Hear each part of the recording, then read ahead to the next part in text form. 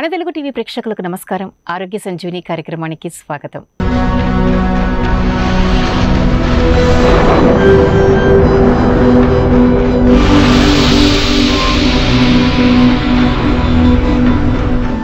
ఆరోగ్య సంజీవిని డాక్టర్ గారిచే సలహా. గతంలో మనం చూసుకున్నట్లయితే అంటే మన పూర్వీకులు దాదాపు మనిషి యొక్క ఆయురార్థం 120 సంవత్సరాలు చెప్పేవారు. ఆ తర్వాత రాను 100 సంవత్సరాలు అని చెప్తున్నారు. ఇప్పుడు చూస్తే 60-70 ఏళ్ళ వరకు తగ్గింది. ఏంటి అంటే ప్రస్తుత పరిస్థితులు, ఆరోగ్య ప్రభావం అని చెప్తున్నారు. మరి యోగా, ధ్యానం ఇలాంటి శాస్త్రీయమైనటువంటి వ్యాయామాలు, ధ్యానం ఇలాంటివి చేస్తే మనిషి ఆయురార్థం పెరుగుతుంది అంటున్నారు. మళ్ళా 120 ఏళ్ళు బతికే అవకాశం ఉంది అని అక్కడక్కడ కూడా మనం చూస్తూ ఉన్నాం. నిజంగా ఒక ధ్యానం చేయడం వల్ల, ఒక యోగా చేయడం వల్లనే మన ఆయుష్ మనం పెంచుకోగలమా, పెంచుకోవచ్చా అనేది మనం ప్రశ్నిస్తే యోగా గురువులు కానీ, ధ్యాన గురువులు కానీ ఖచ్చితంగా పెంచుకోగలము అని నిరూపించినటువంటి మనం వైనాల్ని కూడా, సంఘటనలు కూడా మనం చూడొచ్చు.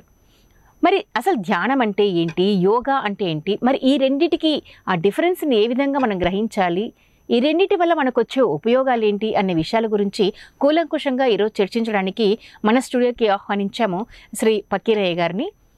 మరి వీరిని అడిగి ఈ రెండిటికి సంబంధించిన విశేషాలను తెలుసుకుందాం. నమస్కారం అండి పక్రియా గారు. మేడం నమస్కారం మేడం. మీరు కే నాగులాపురం హెడ్ కానిస్టేబుల్గా మీరు ప్రొఫెషన్, మీ వృత్తి నిర్వహిస్తూ ఉన్నారు. ముఖ్యంగా మీ పేరు పక్రియా అని ఉంది.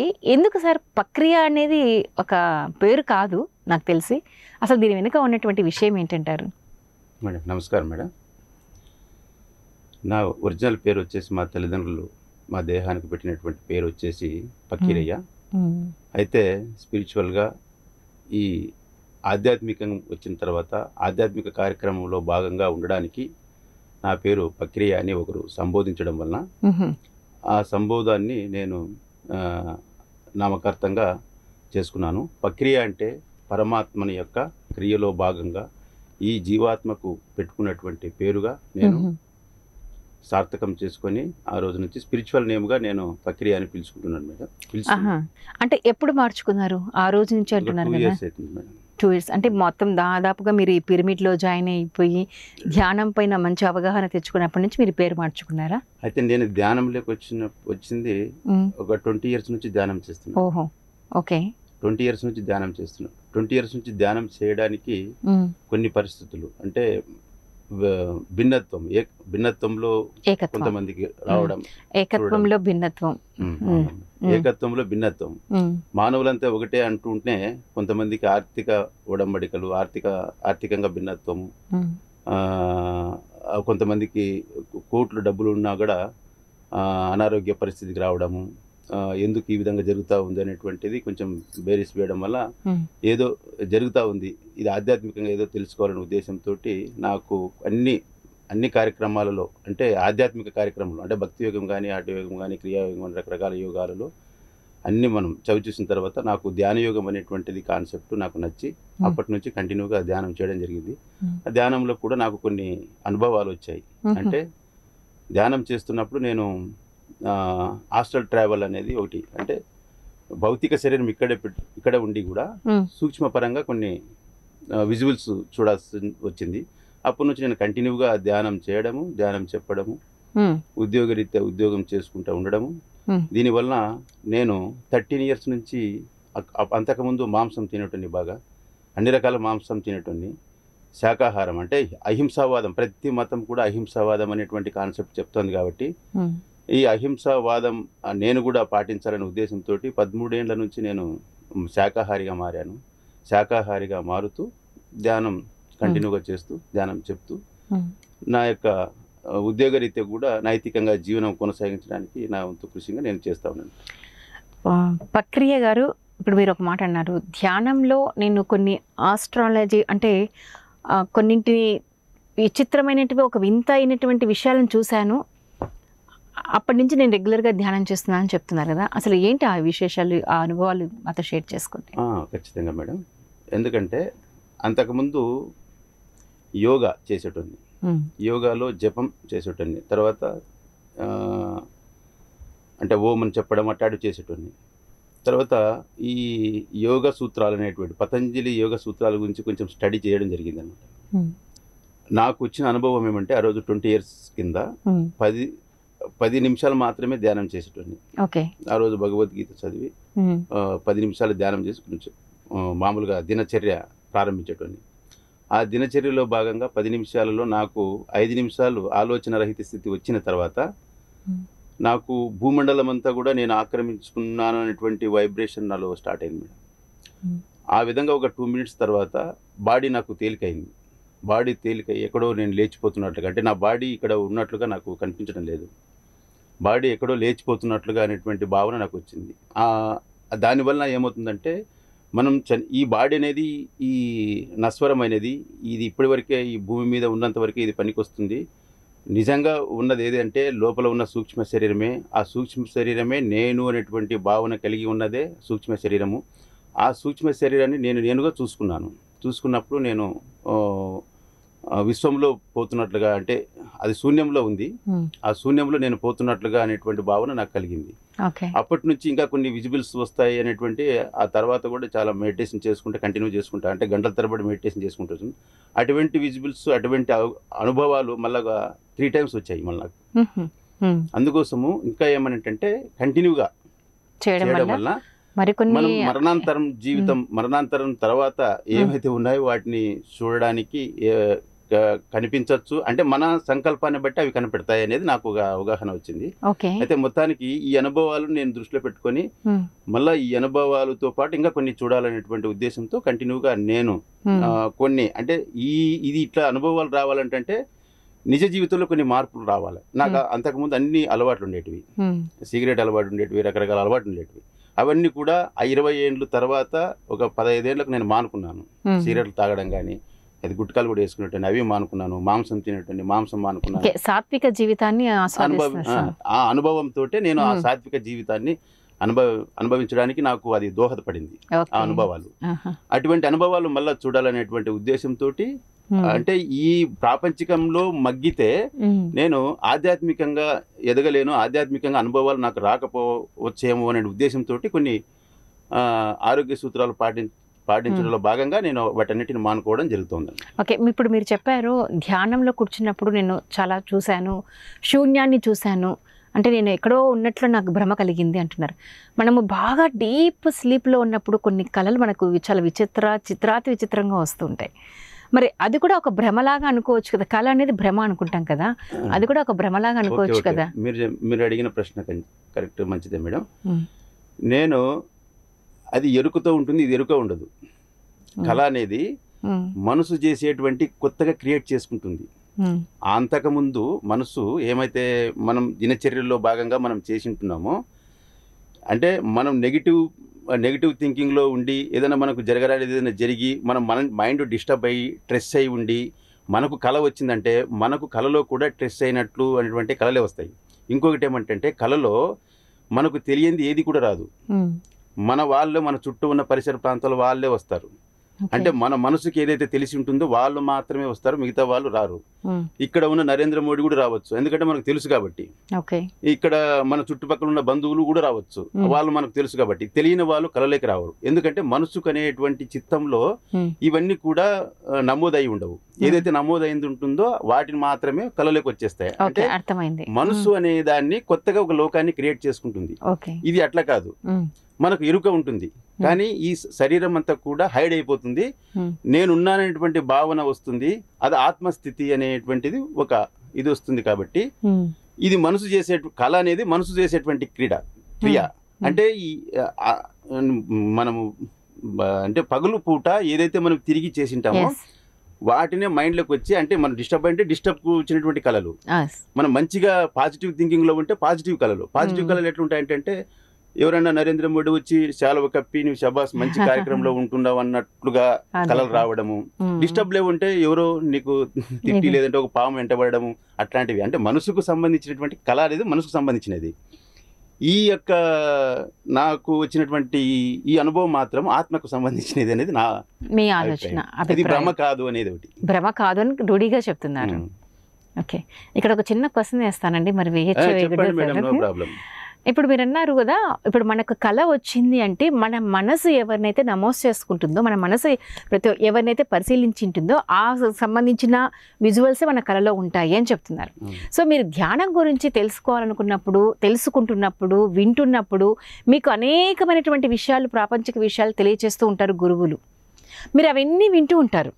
విన్నప్పుడు మీరు ధ్యానంలో కూర్చున్నప్పుడు, ఇప్పుడు నేను ధ్యానంలో కూర్చుంటున్నాను, నేను ఒక శూన్యాన్ని చూడుస్తానేమో, ఒక విచిత్రమైనటువంటి విషయాలను గ్రహిస్తానేమో అనే భావనతో సైకలాజికల్గా మీరు కూడా కూర్చొని ఉంటారు కదా, దానివల్ల కూడా మీరు భ్రమించిండవచ్చు కదా అనేది తప్పుగా అనుకోకండి. ఇలా అడిగాను.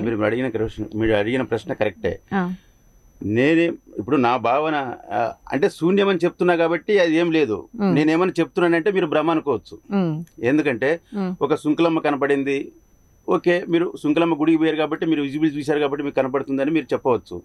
ఒక ఈశ్వరుని గుడికి పోయాను, ఈశ్వరుడు ఇక్కడ గంగాదేవి ప్రవహిస్తున్నట్లుగా, ఇక్కడ చంద్రుడు ఉన్నట్లుగా, ఇక్కడ ఇది పెట్టుకున్నట్లుగా మనం చూసా కాబట్టి నాకు ఈశ్వరుడు కనపడినాడంటే మీరు ఓకే, మీరు ఆ బొమ్మ చూశారు కాబట్టి మీకు ఆ విజిబిలిటీ కనపడింది కాబట్టి ఇది కూడా మీరు భ్రమ అని చెప్పవచ్చు అని మీరు చెప్పవచ్చు.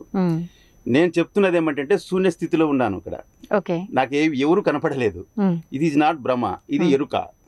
ఎరుకతో నేను ప్రయాణం చేస్తున్నాను. ధ్యానం అంటేనే అది ది ప్లస్ యానము, సూక్ష్మ శరీర యానము. స్థూల శరీరంతో నాకు సంబంధం లేదు. స్థూల శరీరానికి అంటుకున్నటువంటి భావోద్వేగాలు కానీ, బంధు భాగ్యాలు కానీ ఇవన్నీ కూడా నాకు ఎరుకలో లేవు. ఓన్లీ సూక్ష్మ శరీరము. సూక్ష్మ శరీరంతో నేను ప్రయాణం చేస్తున్నాను, అది ఎరుకతో ప్రయాణం చేస్తా ఉన్నాను. ఆ ఎరుకలో నాకు ఎవరు కనపడలేదు. శూన్యంలో నేనున్నాను కానీ చుట్టుపక్కల అంతా శూన్యం ఉంది. ఇది ఇట్ ఇస్ నాట్ బ్రహ్మ అనేది నా భావన. ఎందుకంటే నేను ఒక ఈశ్వరుడు కనపడినాడంటే బ్రహ్మనే. ఎందుకంటే ఈశ్వరుడు అట్లా ఉన్నాడో లేదో మనకు తెలియదు, కానీ మనం చూసినటువంటి బొమ్మలు కానీ ఆ విధంగా ఉన్నాయి కాబట్టి ఈశ్వరుడు రోజు చూస్తూ ఉంటాం కాబట్టి కృష్ణుడు కనపడినాడంటే పిల్లలు గురువు పెట్టుకున్నాడు కాబట్టి కృష్ణుడు గుర్తిస్తున్నాం కాబట్టి అది కనపడినాడంటే మీరు భ్రమ అనొచ్చు. ఆ భ్రమకు నేను చేసి చెప్పిన దానికి ఇది డిఫరెన్స్ అనమాట. అది భ్రమ కాదని నా భావన. ఓకే, మంచిగా క్లారిఫై చేశారు. ఓకే, ఇంకా మనం సబ్జెక్ట్లోకి వెళ్ళిపోతే, ఇప్పుడు మీరు అన్నారు ధ్యానం, యోగా చేసేవాడిని, ధ్యానం చేసేవాడిని అని చెప్పారు, రెండు చేస్తారు మీరు. సో ముఖ్యంగా ఈ ధ్యానం, యోగా ఈ రెంటిని మనం అభేదంగా చూడొచ్చా? ఖచ్చితంగా చూడొచ్చు మేడం. ఎలా? ధ్యానం అనేది సూక్ష్మ శరీరానికి సంబంధించినది, యోగా అనేది బాహ్య శరీరానికి సంబంధించినది. యోగాలో భౌతిక శరీరం ఉంటుంది, మనసు ఉంటుంది. మనసు భౌతిక శరీరం మీద అబ్జర్వేషన్ చేస్తూ ఉంటుంది, ఏకాగ్రత పెంచుకుంటుంది. దాన్నే యోగా. యోగా అంటేనే ఏమి? కలయిక. ఏంది కలుసుకోవాలి? ఇక్కడి భౌతిక శరీరము మనసు రెండు కలుసుకోవాలనేటువంటిది ఉద్దేశంతో కలయిక, రెండు కలుసుకోవాలనేది యోగా. ధ్యానం అంటే మనసు ఆత్మ ఆ రెండు కలుసుకోవాలి. యోగా అంటే భౌతిక శరీరము మనసు అంటే ఇక్కడ రెండే ఉంటాయి. అంటే భౌతిక శరీరములు అంటే మళ్ళీ 20 తత్వాలు ఉంటాయి. 20 తత్వాలలో ఎందుకు యోగా అని అంటున్నామంటే 20 తత్వాలలో ఒకటికి ఒకటి మాట వినడం లేదు. ఈ కన్ను చెప్పిన మాట ముక్కు వినడం లేదు, ముక్కు చెప్పిన మాట అంటే ఇంద్రియాలను, కర్మేంద్రియాలు అంటే కర్మేంద్రియాలు 5, జ్ఞానేంద్రియాలు 5, పంచభూతములు అంటే పంచభూతములు అంటే కణ వ్యవస్థ. కణ వ్యవస్థ అంటే మన బాడీ నిర్మాణంతో కూడుకున్నది పంచభూతాలు.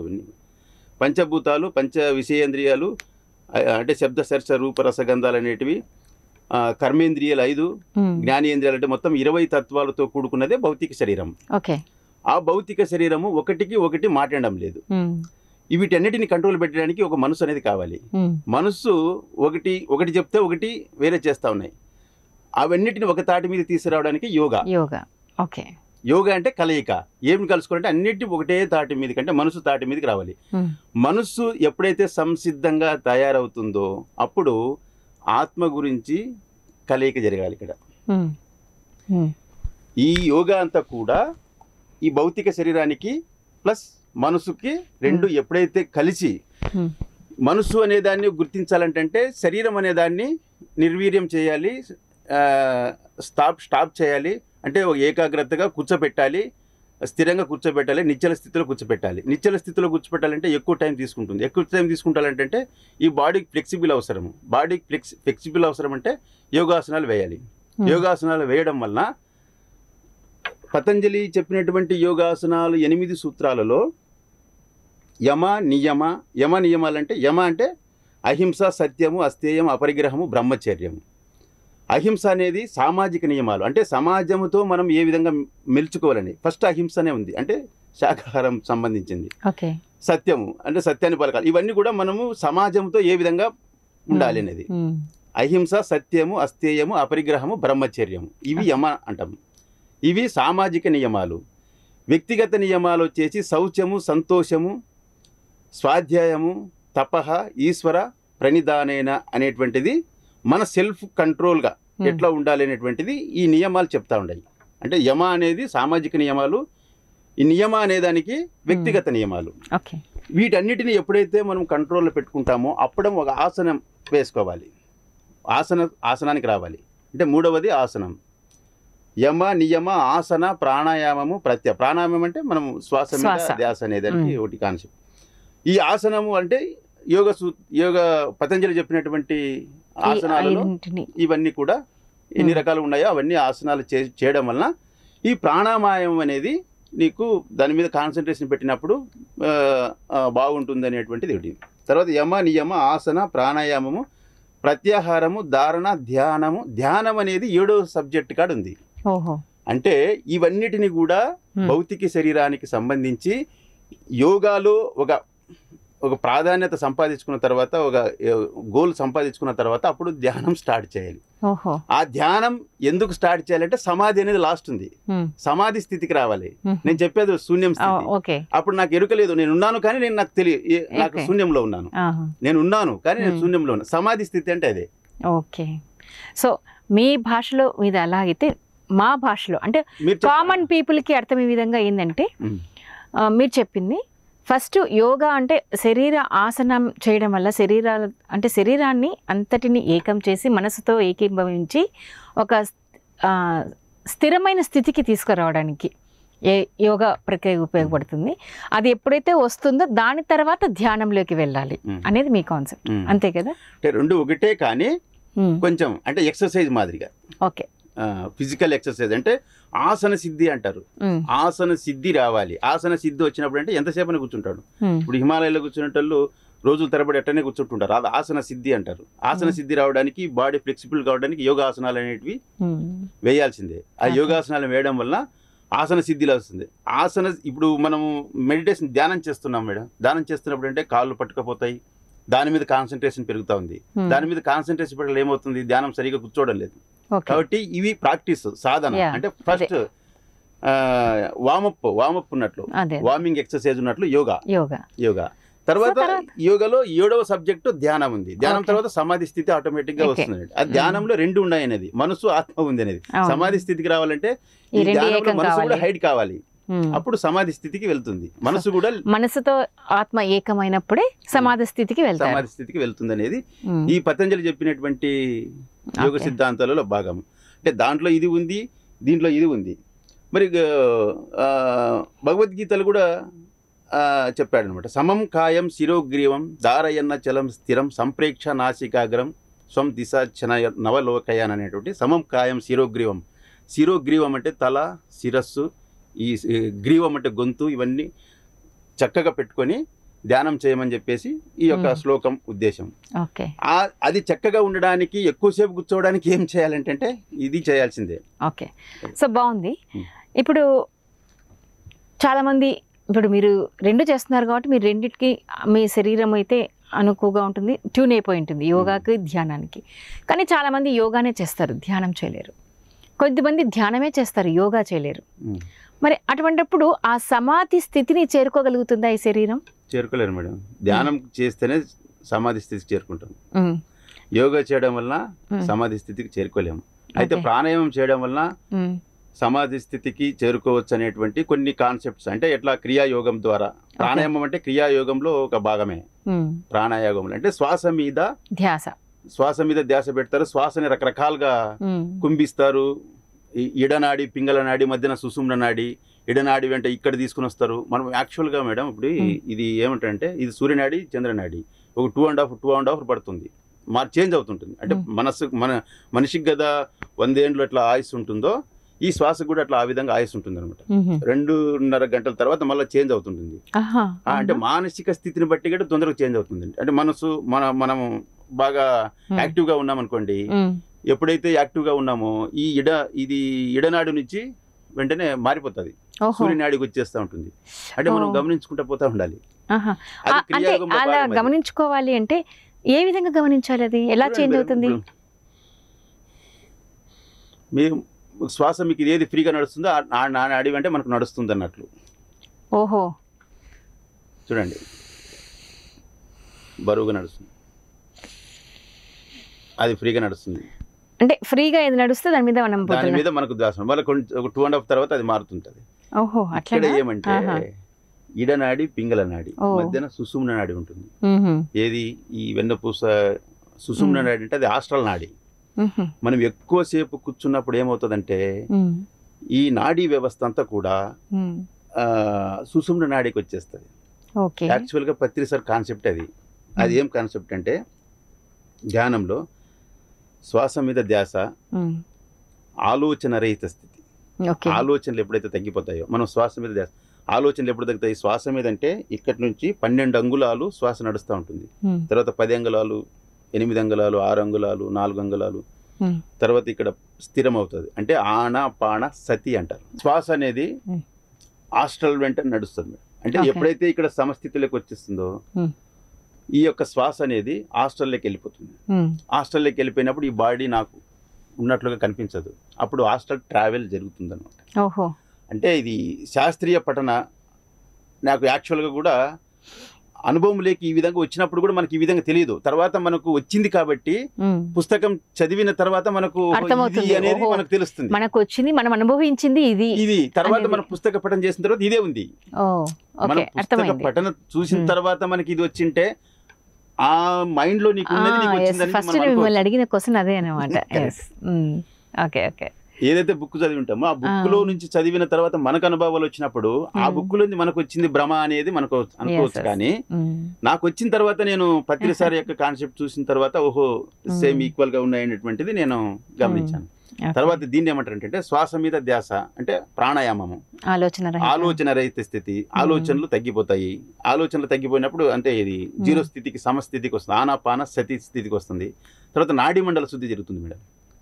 నాడీ మండల శుద్ధి ఏమంటే ఈ ధ్యానం వలన నాడీ మండల శుద్ధి జరిగినప్పుడు లోపల బ్లాక్స్ ఏమన్నా ఉన్నా కూడా అవన్నీ కూడా క్లియర్ చేసేస్తుంది, ఆస్ట్రల్గా క్లియర్ చేసేస్తుంది. అంటే ఎప్పుడన్నా పుండు ఉన్నా లేకుంటే లోపల క్యాన్సర్ లాంటిది ఏదన్నా ఉన్నా కూడా ఆ రోగాలన్నీ కూడా ఈ ధ్యానం వలన ఆస్ట్రల్లోకి వచ్చినప్పుడు నాడీ మండల శుద్ధి అంటే వైబ్రేషన్స్, నాకు వైబ్రేషన్స్ స్టార్ట్ అయినాయి. అప్పుడు ఆ వైబ్రేషన్స్లో ఇవన్నీ కూడా ప్యూరిఫికేషన్ చేసేస్తుంది. ప్యూరిఫికేషన్ చేసినప్పుడు ఏమంటే ఈ యొక్క బ్లాక్స్ ఏమన్నట్టు కూడా రెక్టిఫై చేసేస్తుంది బాడీలో.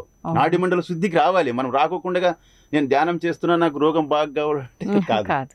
అంటే అంటే 3rd స్టెప్కి రావాలి, ఆలోచన రహిత స్థితికి రావాలి, తర్వాత నాడీ మండల శుద్ధికి రావాలి. నాడీ మండల శుద్ధి జరిగినప్పుడు ఏమంటే బ్లాక్స్ అని క్లియర్ అయిపోతాయి, బాడీ బాగా యాక్టివేషన్లో ఉంటుంది. నువ్వు టెస్ట్ చేస్తే కూడా ఏం ఆరోగ్యంగా ఉంటుంది బాడీ. మీరు ఎటువంటి టెస్ట్ అని చేసుకోండి.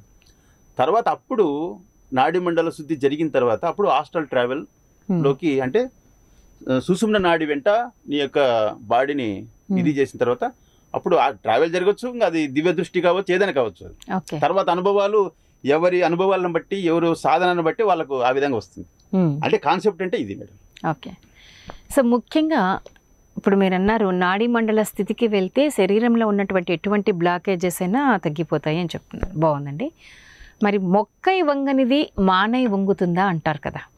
అంటే ఇప్పుడు చిన్నప్పటి నుంచి ధ్యానం చేయాలన్న ఆలోచన లేని వాళ్ళు బాగా ఒక ఏజ్ వచ్చేసిన తర్వాత 40-50 అబోవ్ వచ్చిన తర్వాత ఈ స్ట్రెస్, ఈ ప్రెజర్స్, ఈ స్పీడ్ ఇవన్నీ అందుకోలేని వాళ్ళు, ఎక్కువగా నెగిటివ్ వైబ్రేషన్స్లో ఉన్నవాళ్ళు, నెగిటివ్ థాట్స్లో ఉన్నవాళ్ళు సడన్గా నేను ధ్యానం చేస్తే నా మనసు బాగుంటుంది, నా ఆలోచనలు బాగుంటాయి అని అనుకున్నప్పుడు ధ్యానంలో కూర్చుంటే సాధ్యమవుతుందా?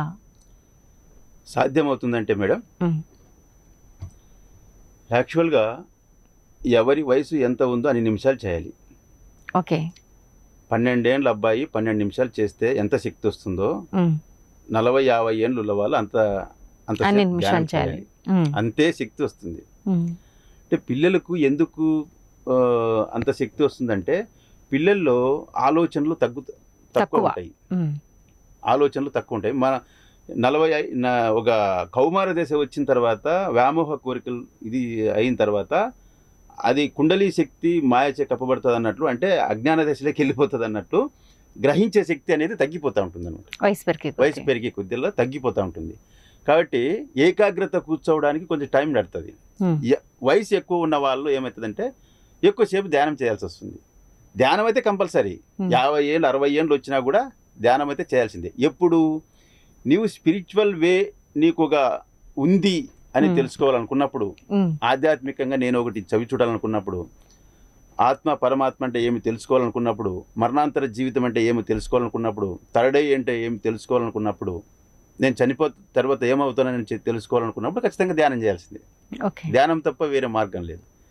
అయితే ఈ ధ్యానంలో చేస్తూ 40-50 ఏళ్ళకైనా ధ్యానం చేయడం వల్ల మనసు అనేది కుదుట పడుతుంది. కాబట్టి ఈ స్ట్రెస్ కూడా తగ్గిపోవడానికి ఆస్కారం ఉంటుంది.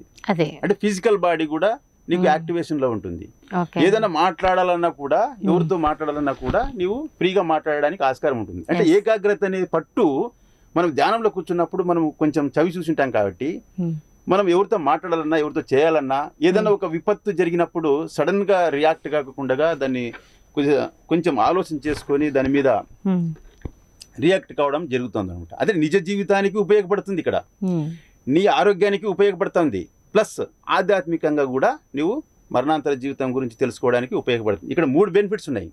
నువ్వు ధ్యానం ఒక్కటి చేస్తే చాలు, నీ ఆరోగ్యం బాగుంటుంది, ప్లస్ నీ నిజ జీవితంలో నీ యొక్క వ్యవహారం కూడా సక్రమంగా ఉంటుంది. నువ్వు ఏదైనా చేయాలనుకున్నా కూడా, తప్పు పని చేయాలనుకున్నా కూడా నిన్ను ఒక హెచ్చరిక చేస్తూ ఉంటుంది. ఓహో ఇది తప్పు, ఇది దానివల్ల ఇది తినకూడదు, ఇది తినవచ్చు అనేటువంటి నీకు దాన్ని ఎప్పుడు నిన్ను అంటే సక్రమమైన జీవితానికి దిశానిర్దేశం చేస్తుంది అంటారు ధ్యానం కంపల్సరీ. ఓకే, ఇప్పుడు మీరు చెప్పారు ఆధ్యాత్మికంగా మరణానంతరం మన పరిస్థితి ఏంటి, ఎటువంటి విషయాలు జరుగుతాయి, ఇవన్నీ తెలుసుకోవడానికి ధ్యానం చేయాలంటున్నారు. అంటే సాధారణ వ్యక్తి, ఇప్పుడు మీరు ధ్యానం చేస్తున్నారు కాబట్టి మీరు దాంట్లో పరిపూర్ణత అంటే కొంతవరకు చేరుకోగలిగి ఉండొచ్చు. కానీ మాలాంటి వాళ్ళు అసలు ఏమీ ధ్యానం గురించి తెలియని వాళ్ళు కూర్చొని ధ్యానం చేయాలి అన్నప్పుడు ఏ విధంగా మొదలు పెట్టాలి? అబోవ్ 50 అబోవ్ 40 ఉన్న వాళ్ళు ఏ విధంగా మొదలు పెట్టాలి, ఎలా కొనసాగించాలి?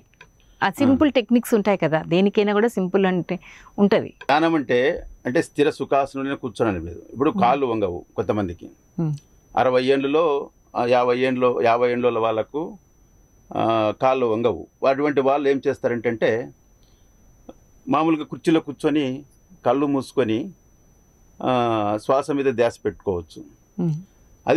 అది స్ట్రెస్ అనేది తగ్గుతుంటుంది. అంటే నీ సంకల్పం బట్టి, అంటే నువ్వు మరణాంతర జీవితం గురించి నువ్వు తెలుసుకోవాలంటేనే నీ సంకల్పం ఆ విధంగా ఉంటే నువ్వు ఎవరికైనా కానీ ఒక జిజ్ఞాస లేకపోతే ఎవరేం చేయలేరు. 50 ఏళ్ళు 70 ఏళ్ళు వచ్చినా నీళ్ళు ఆధ్యాత్మిక జిజ్ఞాస లేకపోతే అతనుకు నువ్వు ఎంత చెప్పినా కూడా ఇది అర్థం కాదు. 12 ఏళ్ళ వ్యక్తికి కూడా జిజ్ఞాస అవసరమే, 50 ఏళ్ళ వ్యక్తికి కూడా జిజ్ఞాస అవసరమే. ఎవరికి ఏది జిజ్ఞాస ఉంటే దాన్ని తొందరగా తెలుసుకోవడం ఉంటుంది. ఫర్ ఎగ్జాంపుల్ మాకు ఏఎస్ఐ ఉన్నాడు ఓబ్లేస్ అని, అంతవరకు నేను SC/ST అక్కడ పనిచేసేటప్పుడు ఆయన ధ్యానం చేసేటోడు కాదు. అతనికి 58 ఏళ్ళు అక్కడ రిటైర్డ్ అయినాడు. అప్పుడు నేను ధ్యానం పరిచయం చేశా. అంటే నేను పోయా నాకు 7 కాళ్ళు వంగుతాయి అన్నాడు. ప్రభు ఎగ్జాంపుల్కి చెప్తాను. నాకు నేనాడు ధ్యానం చేస్తానన్నాడు. నువ్వు అట్లా కాదు, నువ్వు వాడు వచ్చి క్లాసులు విను, ఒక స్పిరిచువల్ వే అనేది నువ్వు రిటైర్డ్ అవుతావు, నీకు టైంపాస్ కాదు, నువ్వు ఖచ్చితంగా దాని మీద ఒక పట్టు వస్తుంది, నువ్వు ఫస్ట్ విను, తర్వాత నువ్వు ధ్యానం చేస్తావో లేదో రెండో తర్వాత అని చెప్పాను. తర్వాత మెల్లగా 1 సంవత్సరం వరకు వచ్చాడు క్లాసులకు, దీనికి చెప్పడం వినడం శ్రవణం మొదలుపెట్టాడు. అతను 59 వచ్చాయి 1 సంవత్సరం తర్వాత. 59 తర్వాత ఎవరో ఒక్కరు చెప్పారు ధ్యానం ఇట్లుంటుందని చెప్పారు. ఆ కాన్సెప్ట్ తీసుకొని ధ్యానం కూర్చున్నాడు. ఆయనకి మంచి అనుభవాలు వచ్చాయి. అంటే 59 ఏళ్లలో కూడా అనుభవాలు వచ్చిన వాళ్ళు. కాకపోతే ఇక్కడ ఏమంటే ఒక సంకల్పము, జిజ్ఞాస ఉండాలి. అదే అంటే అతను ముందు నుంచి కూడా స్పిరిచువల్ క్లాసెస్ వినడము, దానిపైన కొంచెం అవగాహన పెంచుకోవడము, ఎవరో ఒక వ్యక్తి చెప్పడం వల్ల వెంటనే ధ్యానంలో కూర్చొని ఆ ఫీలింగ్స్ ని తను ఆస్వాదించడం. అవునండి, అది ఎవరైనా కానీ ఒక వ్యక్తి చెప్పినప్పటికీ కూడా అతనిలో రిసీవింగ్ అనేది ఉండాలి. రిసీవింగ్ పవర్, రిసీవింగ్ లేకపోతే అంటే అతను నాకు ఇది కావాలనే రిక్వైర్మెంట్ అనేది అతనికి లేకపోతే మనం ఎంత చెప్పినా కూడా దాంట్లో అది నిలబడదు అది. కాబట్టి నీకు ఒక ఒపీనియన్ అంటే అందుకోసమే డౌట్స్ ఎవరైతే ఉంటారో వాళ్ళకి క్లారిఫై చేసినప్పుడే వాళ్ళకు దాన్ని సాధించడానికి వాళ్ళు ప్రయత్నం చేస్తారు. అంటే మనం సృష్టిలో మనం ఇప్పుడున్న దేవుళ్ళ కథ చూసినట్లయితే ఎవరు కూడా ప్రతి ఒక్కరూ 12 ఏళ్ళ నుంచి వాళ్ళ ఆధ్యాత్మిక జీవితాన్ని కొనసాగించి అందలం స్థాయికి ఎదిగారు. గౌతమ్ బుద్ధుడు కావచ్చు, జీసస్ కావచ్చు, జీసస్ కానీ వీళ్ళంతా కూడా 12 ఏళ్ళ నుంచి వాళ్ళ ఆధ్యాత్మిక జీవితంలోకి అడుగుపెట్టి వాళ్ళ ఈరోజు అందలం దిగారు. అంటే 50 ఏళ్ళలో చేయని వాళ్ళని లేదు అని చెప్పడానికి లేదు, అటువంటి అక్కడ కూడా ఉన్నారు. కానీ వాళ్ళ స్థితిని బట్టి అంటే ఇప్పుడు 58 ఏళ్ళు వచ్చిన వెంటనే ఇతనికి అనుభవాలు వచ్చాయి అంటే అప్పటి నుంచి కొంచెం జిజ్ఞాస ఉంటుంది, కానీ సరైనటువంటి ఒక పట్టు అనేది లేకపోతుంటుంది అనమాట. అంటే సెర్చ్ చేస్తా ఉన్నాడు, సెర్చ్ చేయంగా అంటే సొంతంగా స్వాధ్యాయము, సజ్జన సాంగత్యము ఇవన్నీ కూడా అంటే దాని మీద శ్రద్ధ అనేది షిరిడి సాయిబాబా కూడా అదే ఇక్కడ చెప్తున్నాడు కదా, శ్రద్ధ సబూరి అని. శ్రద్ధ ఆధ్యాత్మిక విషయాల పట్ల శ్రద్ధ చూపించాలి, ప్రాపంచిక విషయాల పట్ల సహనం కలిగి ఉండాలి. నాకు ఇది రాలేదు అంటే నువ్వు డిస్టర్బెన్స్లో అక్కడే ఉంటావు. శ్రద్ధ అంటే ఏదైనా వినడం కానీ, తెలుసుకోవడం కానీ, చదవడం కానీ, ఈ ఆధ్యాత్మిక విషయాలు ఏదైతే ఉన్నాయో వాటి మీద శ్రద్ధ ఎప్పుడైతే కలుగుతుందో మనకు ఖచ్చితంగా ఏదో పడుతుంది. ఫర్ ఎగ్జాంపుల్ మేడం, నేను ఒక డౌట్ ఉన్నింది నాకు. ఆ డౌట్ ఎవరిని అడగాలన్నా నేను డ్యూటీ నుంచి ఇంటికి పోయాను, టీవీ పెడితే అక్కడ నుంచి టీవీలో అదే వస్తూ ఉంది, నా డౌట్ క్లారిఫై వస్తుంది. అంటే మనలో ఎక్కడైతే రిక్వైర్మెంట్ కావాలనేటువంటి ఒక సంకల్పం క్రియేట్ చేస్తామో, మన ఎప్పుడైతే క్రియేట్ చేస్తామో ఆటోమేటిక్గా ఎవరో వేస్ట్ క్యాండిడేట్ వచ్చి మనకు దాని గురించి చెప్పేస్తారు. అతనికి ఆధ్యాత్మిక కూడా తెలియదు, కానీ నీకు అదే అవసరము, కానీ అతనికి తెలియదు. కానీ అతని నుంచి మనకు ఈ ప్రాక్టికల్ గా మనకు ఒక అసంకల్పిత చర్య అనుకోవచ్చు అది.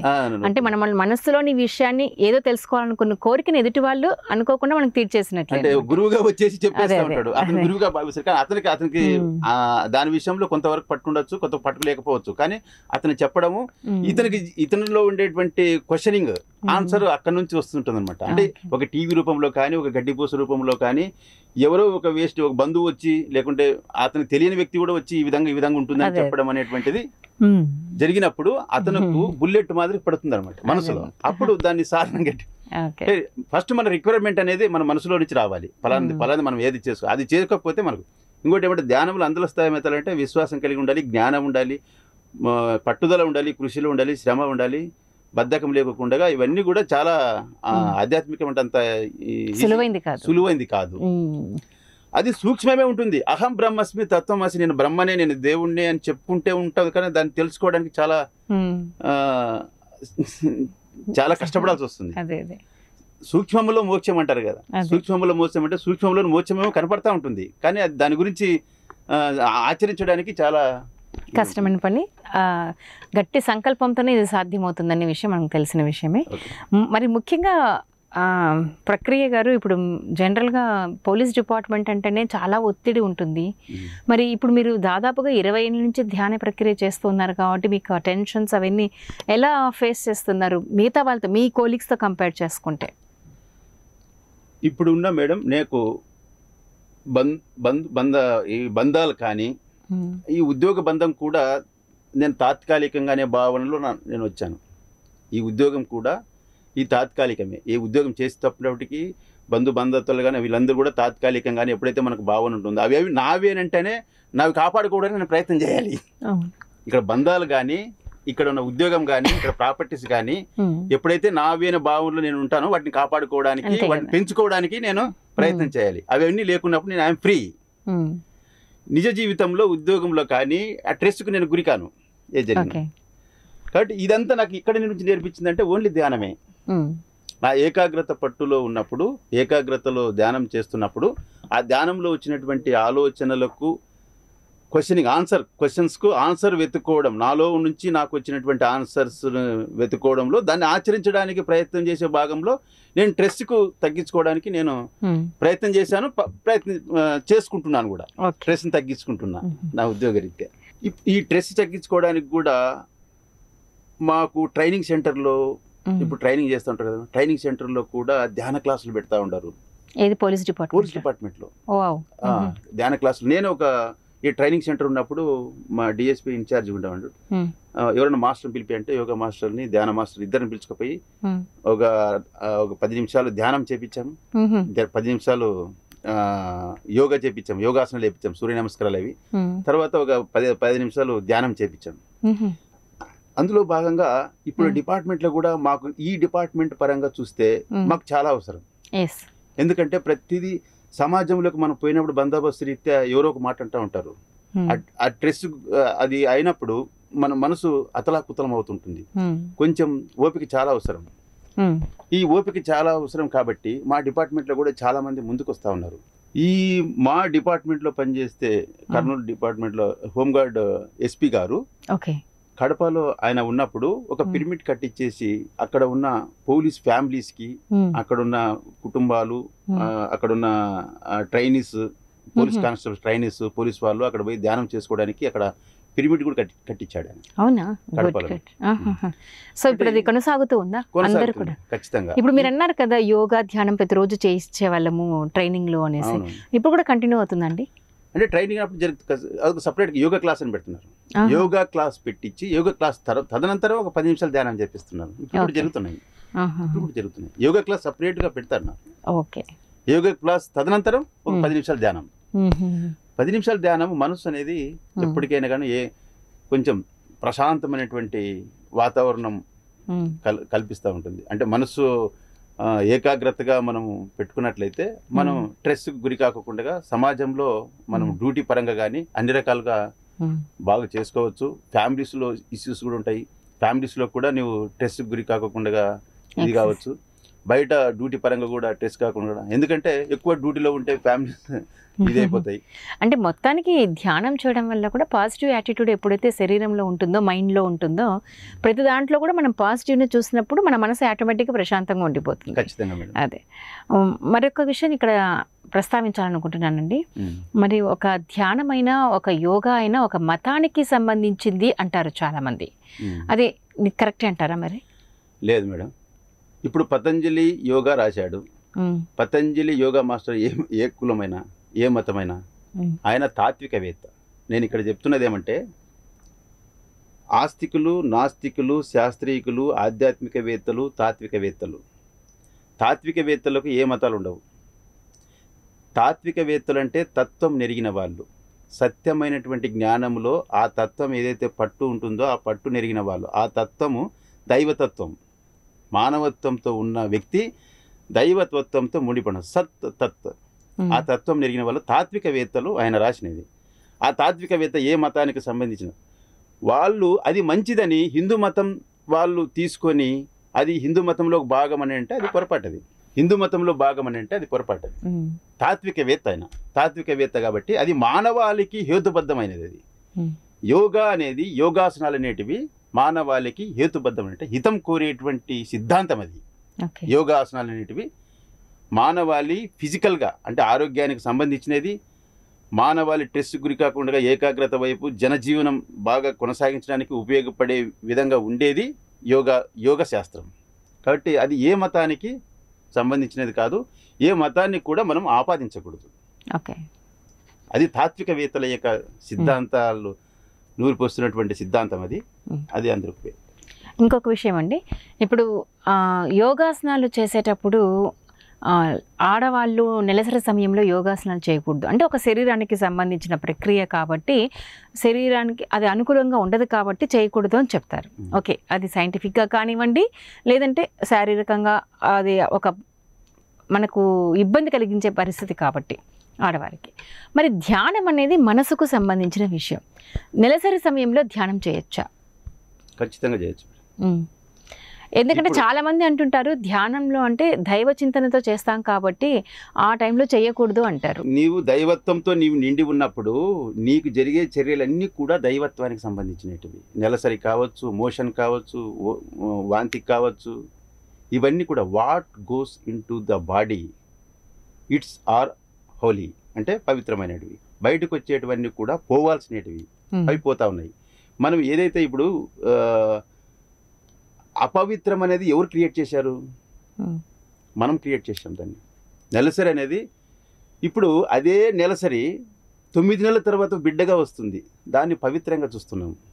నెలసరిగా వస్తూ ఉంది, అది పవిత్రత లేదు. 9 నెలల తర్వాత బిడ్డగా వస్తుందని మేము పవిత్రంగా చూస్తూ ఉన్నాము. అది ఎట్లా పాసిబుల్ అవుతుంది? అది ప్రతిదీ కూడా మనం చేసే చర్యల్లో దైవ చింతన అన్నప్పుడే, నీలో దైవత్వం ఉన్నప్పుడు నీవు చేసే చర్యలు కానీ నీవు చేసేవన్నీ కూడా దైవత్వానికి సంబంధించినటివే.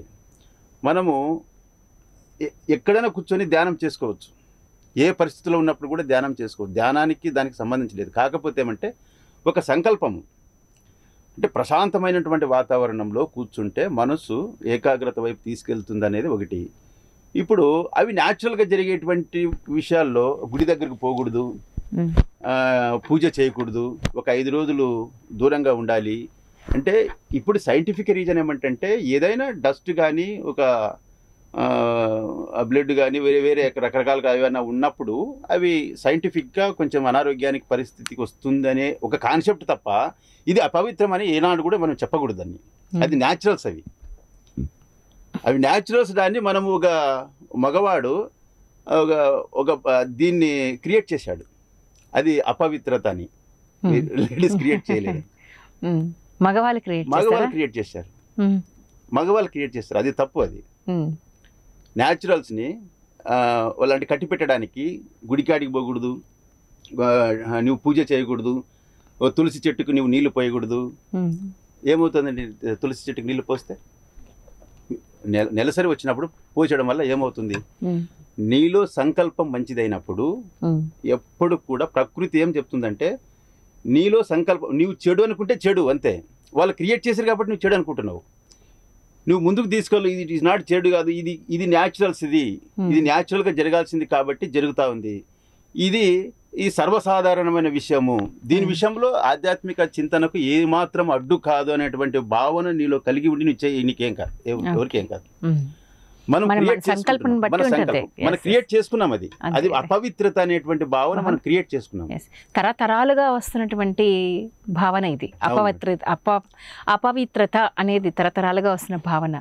ఇది కొంతమంది మారుతున్నారు, కానీ చాలా మటుకు మాత్రం దీన్ని ఇలాగే కొనసాగిస్తూ ఉన్నారు. అంటే నెలసరి వచ్చిన సమయంలో దేవుణ్ణి తలవకూడదు, కనీసం దేవుడి ఫోటో కూడా చూడకూడదు, ఇంకా అలాంటి ఆలోచనలతో ఉన్నారంటే అది చూడకూడదు. చెప్పండి, అతిశక్తి కాదు, అది తప్పు కదా, అది తప్పు కదా. ఓకే, మోషన్ పోయినప్పుడు మనం ఫీల్ కావడంలే, 9 నెలల తర్వాత వచ్చినప్పుడు మనం ఫీల్ కావడంలే, ఎప్పుడు ఫీల్ కానిది దీన్ని ఎందుకు మనం ఫీల్ కావాల్సిన అవసరం వస్తుంది? ఓకే, సో ధ్యానం అంటే నెలసరి వచ్చిన సమయంలో కూడా ధ్యానం చెయ్యొచ్చు అన్నది అందులో తప్పు లేదు అని మీరు చెప్తున్నారు. ఖచ్చితంగా చెప్తాను మేడం. Okay, problem. సో మరి విన్నారు కదండి ప్రక్రియ గారు తెలియజేసినటువంటి విషయాలు. ధ్యానంతో ఆరోగ్యం సాధ్యమవుతుంది, యోగాతోనే కాదు ధ్యానంతో కూడా ఆరోగ్యం సాధ్యమవుతుంది. సంకల్ప సిద్ధి గట్టిగా ఉంటే ఖచ్చితమైనటువంటి అద్భుతమైనటువంటి అనుభవాలను అనుభవించవచ్చు ధ్యానంలో అన్నది వారి యొక్క ఆలోచన. చాలా చక్కటి విశేషాలు తెలియజేశారు ప్రక్రియ గారు. మరి అలాగే పోలీస్ డిపార్ట్మెంట్లో కూడా ఈ ధ్యానం యోగా పైన కూడా చక్కటి అవగాహన కల్పిస్తూ ప్రతిరోజు కూడా వాళ్ళు కూడా చేసుకునే విధంగా మోటివేట్ చేశారు. మరి ఇది కూడా అంటే ఎంతవరకు ఇది అవసరము మనిషికి అనేది కూడా దాని యొక్క ప్రాముఖ్యతను తెలియచేయడానికి కృషి చేస్తున్నారు. మరి సో ఇవాళ మా స్టూడియోకి వచ్చేసి ధ్యానం గురించి, యోగా గురించి చాలా చక్కటి విశేషాలను షేర్ చేసుకున్నందుకు ధన్యవాదాలండి. నమస్తే. నమస్కారం. థ్యాంక్ యూ మేడం, నాకు అవకాశం ఇచ్చినందుకు.